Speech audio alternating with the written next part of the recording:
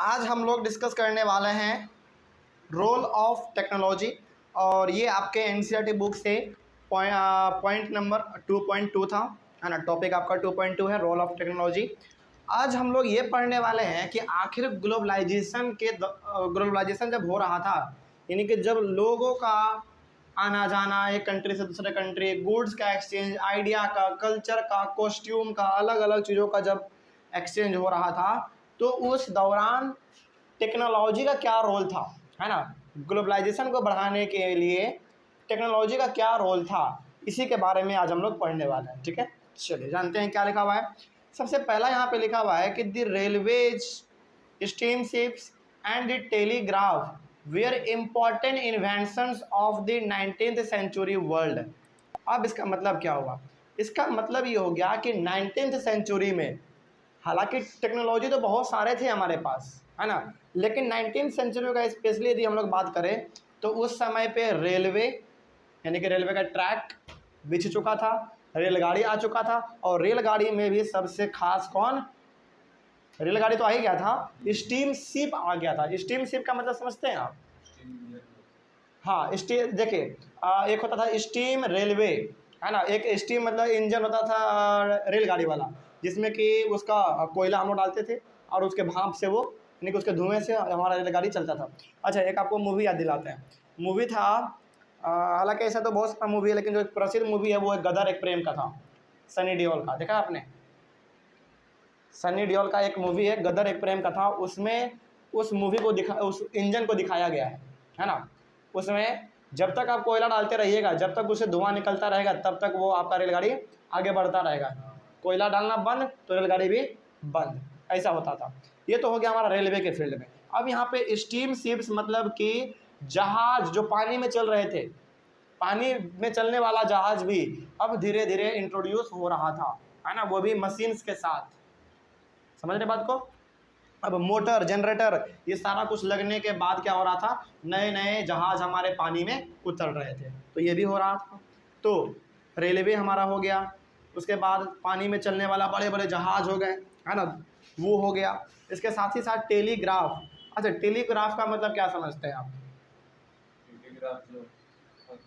हाँ, खत वत पहुँचाने वाला जो सिस्टम था वो भी धीरे धीरे हमारा यहाँ पे इंट्रोड्यूस हो रहा था, धीरे धीरे, है ना।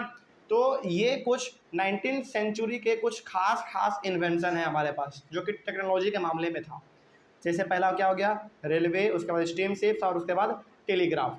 और ये वही दौर है, और इस समय पे ना लगभग हमारा हल्का फल्का जो मैसेज हम लोग पहुँचाते हैं, खत, पेपर, लेटर, ये सब, वो वाला सिस्टम हमारे पास बहुत अच्छा खासा इंट्रोड्यूस हो चुका था। ठीक है, चलिए।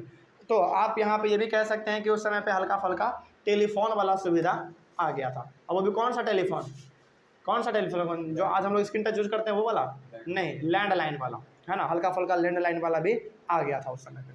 चलिए आगे बढ़ते हैं। फिर उसके बाद क्या हुआ, faster railways, lighter wagons and larger ships helped move food more cheaply and quickly far away from the farms to the final markets। अब 19th सेंचुरी में नए नए टेक्नोलॉजी इन्वेंट हो रहे हैं, नए नए लोग नए नए टेक्नोलॉजी का स्वाद चख रहे हैं लोग, है ना, जान रहे हैं कि आखिर टेक्नोलॉजी का क्या इस्तेमाल है, क्या काम है, सारा कुछ सीख रहे हैं। तो फास्टर रेलवे यहाँ पे क्यों कहा गया? रेलवे बहुत उस समय पे फिलहाल तो ठीक था, कुछ ना होने से तो अच्छा था कि रेलवे वहाँ का फास्ट था, है ना, थोड़ा बहुत अच्छा काम उसमें जल्दी हो जाता था। इसके साथ ही साथ लाइटर वैगन मतलब उसका जो डिब्बा रहता था बहुत ही हल्का रहता था। एंड लार्जर शिप्स, और बड़े बड़े जहाज पानी में उतरते थे उस समय पे, और helped move food more cheaply and quickly far away from farms to final market. तो रेलवे की वजह से, उसके हल्के हल्के डिब्बों के वजह से उसमें हम लोग सामान को ला देते थे। इसके साथ ही साथ बड़े बड़े जहाज़ों पे हम लोग क्या करते थे, अपने खेत से सामान ला के डायरेक्टली ला देते थे, और उसको जहाँ पहुँचाना होता था उसको हम लोग पहुँचाते थे। और अंग्रेज़ों ने सबसे बड़ा वरदान जो देकर गया भारत के लोगों को, वो वही दे गया, रेलवे, है ना। और ये क्या क्या रेलवे अलग अलग जगहों में रेलवे लाइन उन्होंने बिछा दिया, है ना। रेलवे का ट्रैक, उस पर रेलगाड़ी हमारा चलने लगा, तो खेतों से होते हुए हमारा रेलगाड़ी पार होता था। और अंग्रेज़ों का मकसद ही था कि खेतों की तरफ रेलगाड़ी जाना चाहिए, ताकि उसका जो अनाज होगा डायरेक्टली ट्रेन पे लोड किया जाए, और उसको कहाँ से पहुँचाया जाए, खेतों से डायरेक्टली समुद्र के किनारे पहुंचाया जाए, जहाँ पे कि बड़े बड़े जहाज लगे होते थे उसको लादने के लिए, लोड करने के लिए। ठीक है, तो यहाँ से आपने क्या समझा, यहाँ से आपने ये समझ लिया कि ईस्ट इंडिया कंपनी यानी कि ब्रिटिशर्स इंडिया में, इंडिया का बात यदि किया जाए या फिर इंडिया के अलावा भी बात किया जाए कहीं का दूसरे दूसरे कंट्री में, क्योंकि अंग्रेजों ने केवल भारत में राज नहीं किया है, बहुत जगह पे राज किया है। तो जहाँ जहाँ उन्होंने राज किया वहाँ वहाँ उन्होंने रेलवे का गठन किया, है ना, रेलवे उन्होंने बनाया ताकि ईजिली जो सामान हम लोग लेना चाह रहे हैं वो ईजिली रेलवे पे आए, रेलगाड़ी पे आए, उसको समुद्र के किनारे तक पहुंचाया जाए और उसको लोड करके जहाँ लेके जाना उसको वहाँ तक लेके जाया जाए।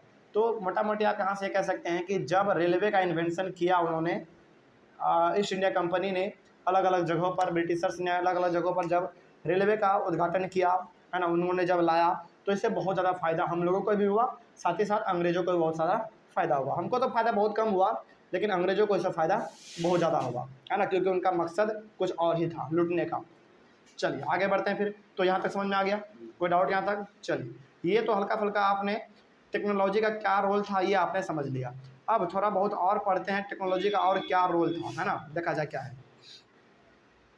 अब हालांकि ये टॉपिक तो नहीं है लेकिन ये कंटेंट आपके बुक में है, लेकिन टॉपिक हमने क्या बना दिया है, टॉपिक बनाया है कि how meat was transported with the development of technology.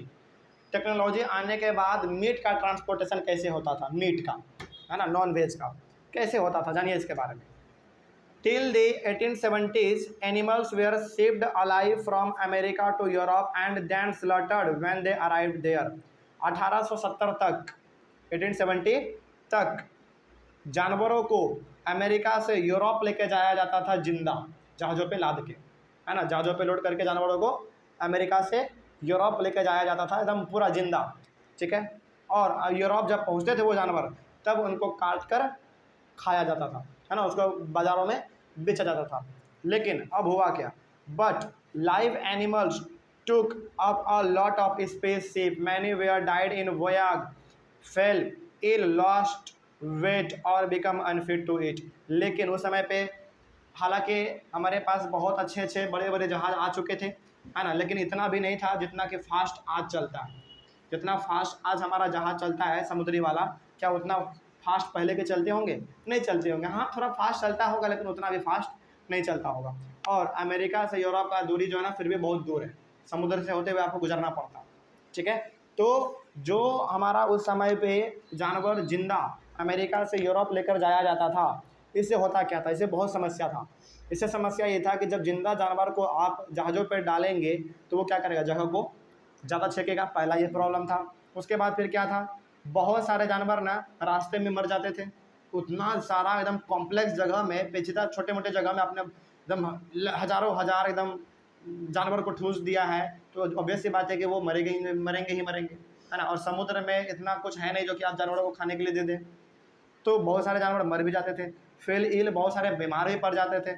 और इसके साथ ही साथ वो क्या कर रहे थे, अपने वजन को खो देते थे, मतलब कि उनका वजन भी घट जाता था, क्योंकि वो जो रास्ता था अमेरिका से यूरोप का वो एक दो दिन का नहीं था, महीनों महीनों लोगों को लगते थे जहाज़ों से आने में अमेरिका से यूरोप। तो जानवर भी महीनों महीनों एकदम जहाज़ में अटके हुए हैं, तो बहुत सारे समस्याओं का सामना करना पड़ता था, है ना। जैसे बहुत सारे जगह को छेक लेना, बहुत सारे जानवर मर जाना, बीमार पड़ जाना बहुत सारे जानवर का, उसके साथ ही साथ उसके वजन घट जाना, है ना। और इस प्रकार का होने के बाद जब वो जानवर हमारा यूरोप पहुंचता था उस समय पे, तो वो खाने लायक ही नहीं रहता था, पूरी तरीके से वो एकदम लड़बड़ा चुका होता था, है ना, पूरा एकदम, मतलब कि देख के ही आपको लगा कि इसको क्यों खाया जाए, है ना, बीमार पड़ जाएंगे, इस प्रकार का था, अनफिट था, खाने लायक नहीं बचता था।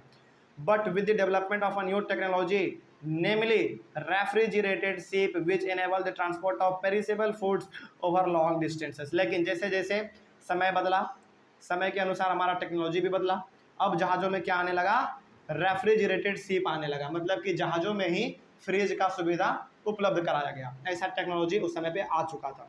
अब इससे होता क्या था, इससे ये होता था कि जहाज़ों में क्या आ गया, हमारे पास फ्रिज आ गया। कोई फ्रिज छोटा मोटा फ्रिज नहीं, जहाज़ों में बहुत बड़ा बड़ा फ्रिज, है ना, एकदम इस प्रकार का आ गया उस समय पे। और उस फ्रिज में आप क्या कर सकते थे, मतलब कि मरे हुए जानवर को भी आप लेके जा सकते हैं महीनों महीनों, और उसको इस प्रकार से काट के बेचेंगे तो लगेगा कि अभी तुरंत इसको काटा गया है। जैसे हम लोग फ्रिज में अपने भोजन को रखते हैं तो क्या खराब होता है, जल्दी नहीं होता है। तो वही यहाँ पे लिखा गया है कि यदि आप उसको खराब मीट को भी यदि रख देते ना शिप में, तो उतना ज़्यादा उसको कोई प्रभाव नहीं पड़ता।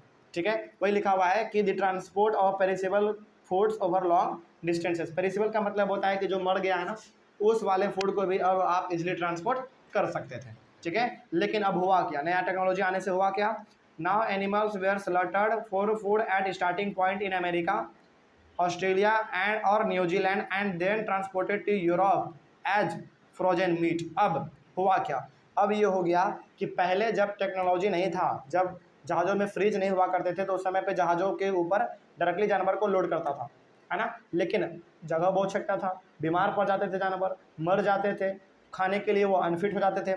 अब चूंकि टेक्नोलॉजी आ गया है तो इनको लगा कि हम जहाँ से हम जहाज़ में लोड करेंगे जानवरों को, वहीं पे उसको काट दो, है ना, छोटे छोटे टुकड़ों में उसको बांट दो, जैसे हम लोग चिकन करते हैं अपने घरों में, है ना, अपने दुकान पे जाते हैं, वो काट के हमको दे देता है पॉलीथीन में, प्लास्टिक में करके। तो वही वहाँ पे कहा गया कि अब हम जिंदा जानवरों को लेकर नहीं जाएंगे, क्योंकि लेके जाते हैं तो इससे हमको क्या होता है, फ़ायदा नहीं होता है, जानवर मर जाते हैं, हमको घाटा हो जाता है, लॉस हो जाता है। तो इन्होंने कहा कि जहाँ जहाँ से हम जानवरों को उठाएंगे वहीं पर उसको पहले काट देंगे, पीस के रूप में छोटे छोटे टुकड़ों में उसको कर देंगे, और उसको छोटे छोटे टुकड़ों को हम किस में ला देंगे, अपने जहाज़ में लोड कर लेंगे, और लोड करने के बाद जहाँ पे हमको लेके जाना होगा वहाँ पर उसको हम लेके जाएंगे।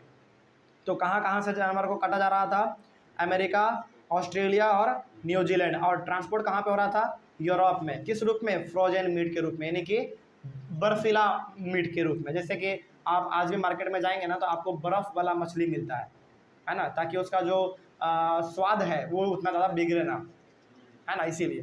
तो ताकि हमारा स्पेस भी कम हो सके, है ना, सॉरी, स्पेस हमारा ज़्यादा बच सके, समय बच सके, साथ ही साथ कोई जानवर भी ख़राब ना हो, इसीलिए रेफ्रिजरेटेड शिप का इन्वेंशन किया गया। जहाज़ों में, बड़े बड़े जहाज़ों में फ्रिज को लगाया गया, ताकि जानवरों को यदि काट के लेकर जाया जाए 3-4 महीना लगातार भी उसमें कोई बदलाव नहीं आएगा, ठीक है। चलिए आगे बढ़ते हैं फिर। तो यहाँ तक समझ में आ गया, कोई डाउट यहाँ तक समझने में। तो इससे हुआ क्या, this reduce shipping cost and lowered meat prices in Europe. अब इससे हुआ क्या, इससे ये हो गया कि जो शिप का कीमत था, यानी कि जो हम लोग सामान को लाद के, यानी कि जानवरों को जब लाद के लेके जाते थे तो उस समय पे पैसा उनको ज़्यादा पे करना पड़ता था। लेकिन अब क्या हो रहा है, उसका स्पेस हम लोग बहुत ही कम छेक रहे हैं, है ना, क्योंकि हमारा कम समय में, कम जगह में ही हमारा बहुत सारा मीट अट गया है। तो इससे हम लोग पैसा भी पे कम करते थे, क्योंकि भाई हम तो आपका पूरा जगह छेके नहीं, तो हमारा जितना ही जगह है बाकी आप किसी और को लोड कर लीजिए इसमें, है ना। तो यहाँ पे पहला क्या हुआ, टेक्नोलॉजी आने से जो हमको पैसा देना पड़ता था जहाज वालों को, वो कम करना पड़ गया, हमको कम देना पड़ता था, अब हमको ही फ़ायदा था। इसके साथ ही साथ and lowered meat prices in Europe. अब चूंकि मीट का प्राइस भी यूरोप में क्या हो चुका था, घट चुका था। अब बताइए कि यूरोप में मीट का प्राइस क्यों घट गया होगा। इसलिए घट गया था क्योंकि इजिली ये लोग लेके जा रहे थे, किसी प्रकार का इनको उतना खर्चा नहीं करना पड़ रहा था। देखिए किसी भी सामान का खर्चा, यानी कि किसी भी सामान का प्राइस ज़्यादा कब बढ़ता है, जबकि उसमें ले जाने में ज़्यादा कॉस्ट, हाँ, जब ट्रांसपोर्टेशन कॉस्ट, लेबर कॉस्ट, है ना, ये सारा कॉस्ट उसमें ज़्यादा लगता है, तो वो कहीं ना कहीं तो आप ही से तो निकालेगा ना। तो अब चूंकि इनका पैसा भी कम लग रहा है लेके जाने में यूरोप मीट को, तो इसी के लिए मीट का जो प्राइस है यूरोप में वो कम हो गया था। तो यहाँ से टेक्नोलॉजी आने से देख रहे हैं कितना कुछ बदल गया, है ना। जो इंसान को पहले मान लीजिए 1000 रुपये देना पड़ता था अमेरिका से यूरोप ले जाने के लिए, अब उसको 100 से 200 रुपये देना पड़ता होगा बस, है ना, एग्जाम्पल के तौर पर। उसके बाद यूरोप में मीट का प्राइस भी सस्ता हो गया, है ना, ये चीज़ हो रहा था टेक्नोलॉजी के आने की वजह से। उसके बाद now the poor in Europe could consume a more varied diet. अब इससे हुआ क्या, यूरोप के लोग नए नए पकवानों को चख रहे थे, है ना, क्योंकि नए नए टेक्नोलॉजी आ गया भाई, फ्रिज आ गया, एक जगह से दूसरी जगह जा रहा है फ्रिज बिना सड़े हुए, फ्रिजों में सामान हमारा जा रहा है बिना सड़े हुए। तो यूरोप के लोगों को यहाँ पे नए नए भोजन का स्वाद चखने को मिल रहा था। जैसे मीट हो गया हमारा, है ना, मीट में अलग अलग वैरायटी के मीट होते हैं, जैसे चिकन होता है, मटन होता है, बीफ होता है, और भी अलग अलग प्रकार के होते हैं। समझ के बात को। चलिए, तो यहाँ पे आपने ये समझ लिया कि ग्लोबलाइजेशन को बढ़ाने में किस प्रकार से टेक्नोलॉजी अपना योगदान दे रहा है। तो टेक्नोलॉजी जो आया हमारा मेनली रेफ्रिजरेटेड शिप, उससे कितना फ़ायदा हुआ मालूम चल गया। जो पहले जिंदे जानवरों को लेकर जाने में समय लगता था, जो टाइम लगता था, जो पैसा लगता था, जो जगह छेकता था, वो अब ये सारा कुछ क्या हो गया, कम हो गया, है ना। अब हमारा सामान सड़ता भी नहीं है, ख़राब भी नहीं होता है, और सामानों का प्राइस भी सस्ता हो गया यूरोप में। तो बहुत कुछ फ़ायदा हुआ हम लोगों को टेक्नोलॉजी के आने की वजह से, ठीक है। चलिए आगे बढ़ते हैं। फिर उसके बाद हम लोग अपने अगले वाले क्लास में एक नए टॉपिक को स्टार्ट करेंगे जिसका नाम होगा लेट 19th सेंचुरी कॉलोनियलिज्म, ठीक है। चलिए इसके बारे में हम लोग अपने अगले वाले क्लास में डिस्कस करते हैं। तब तक के लिए thank you very much and have a nice day.